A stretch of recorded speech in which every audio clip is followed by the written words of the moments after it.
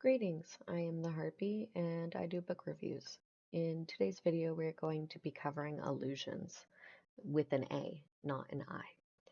So, an allusion is a reference to something else. It's going to be some sort of media, history, literature, it's going to be political stances. It's just a reference. And one of the things that I think is really interesting about the First Law series is the number of allusions that are pretty concrete in their identification, in addition to their subversion. So, in today's video, we're going to be covering a couple of them. I am not going to do all of the ones that I have found in the Blade itself or any of the other of the First Law series because simply I think that it's more fun to let people find their own, but these are the ones that I think are most overlooked in the discussions online. The first illusion that we're going to be looking at is going to be chaga. Chaga is a mushroom that Logan Ninefingers finds growing in a forest at the base of a tree. He picks it, crushes it up, and smokes it to get high. The interesting part about this plant, and one of the reasons why we're highlighting it, is because it's an allusion to a real fungus growing in our world, also called chaga. The difference here is that it's spelled with one G instead of two in the blade itself. Chaga with one G is a fungus that grows halfway up a tree trunk in birchwood forests and is one of the highest oxalate containing organisms on the planet. An oxalate is a type of molecule that is crystalline in structure. It is found in banana peels. That's why if you try and eat a banana peel, your mouth feels weird. It's also found in a variety of plants, including a plant species I collect called philodendron. It's just a crystalline structure. Chaga with one G is more specifically known as Inotus obliquus and is just used as a cure-all kind of mushroom.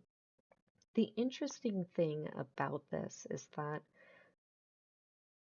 when we have the subversion of chaga's real function, it's turned into what Logan uses, because we can see that something that is traditionally medicinal, something that historically grows halfway up a tree trunk, is very opposite of something that grows at the base of a tree trunk and is used to get high recreationally.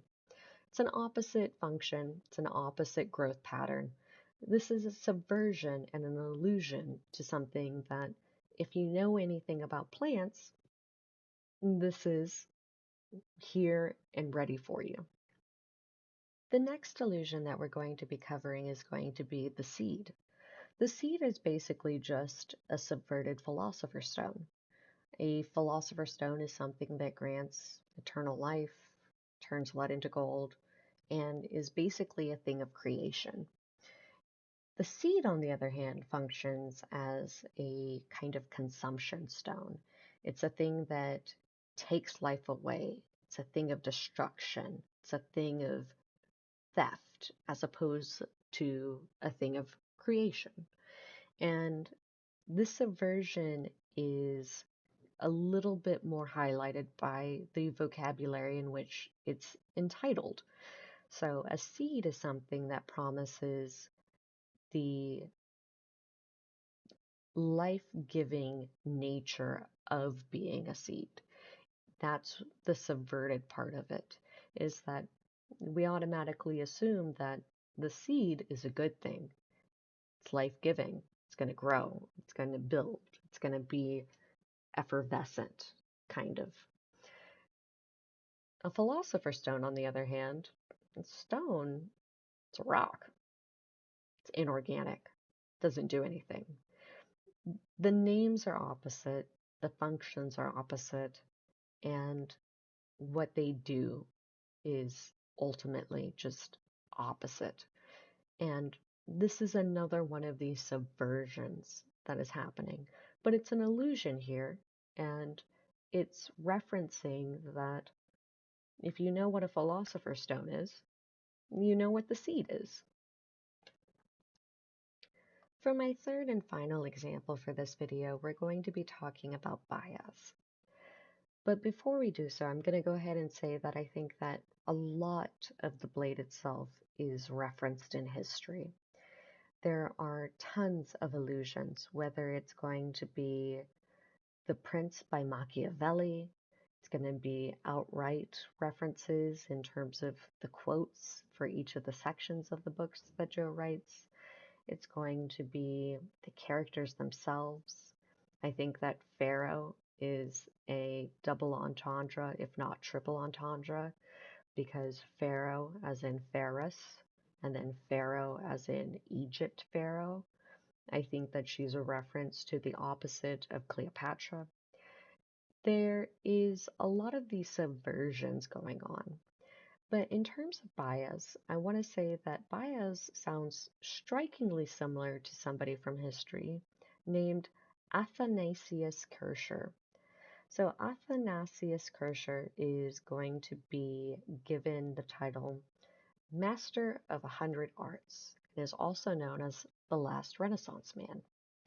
The Last Renaissance Man sounds an awful lot like the opposite of the first of the Magi to me. In addition to that, it sounds surprisingly close to the title that Juvens was supposed to have written for his books. So he wrote The Principles of Art, of which there were 100 volumes.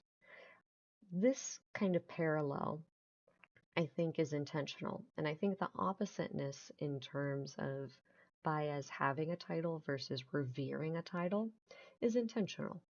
So let's go back and delve into this one a little bit more. Baez, First of the Magi, is the opposite of Kircher, the Last Renaissance Man.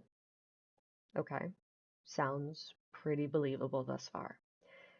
But when we get to the Master of 100 Arts, and we get to the Principles of Art, and there are 100 volumes, the reason why that Baez is not given this title is because we need to have something opposite.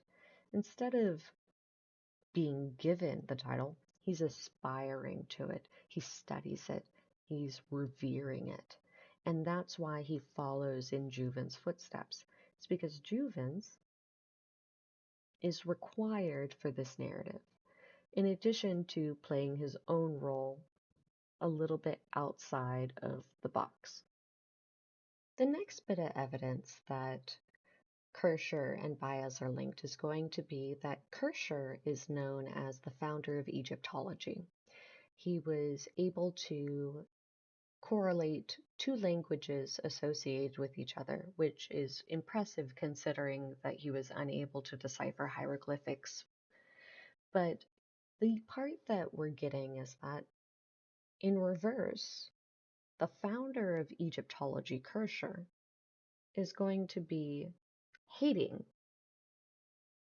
Egypt. He's going to be hating somebody in charge in Egypt. He's going to be resentful of these people. And that sounds an awful lot like Kalul. In addition to that, we have the oppositeness in terms of the way that Gurkel functions in terms of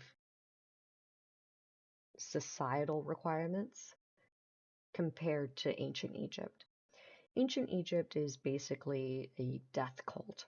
It's a place where everybody follows a polytheistic religion focused around the afterlife and getting to a place that you get to really enjoy life after death. In the case of Kalul, Kalul is kind of a monotheistic creature. He is a prophet. He is a God amongst men. And in addition to that, he's built on the promise of eternal life via the eaters.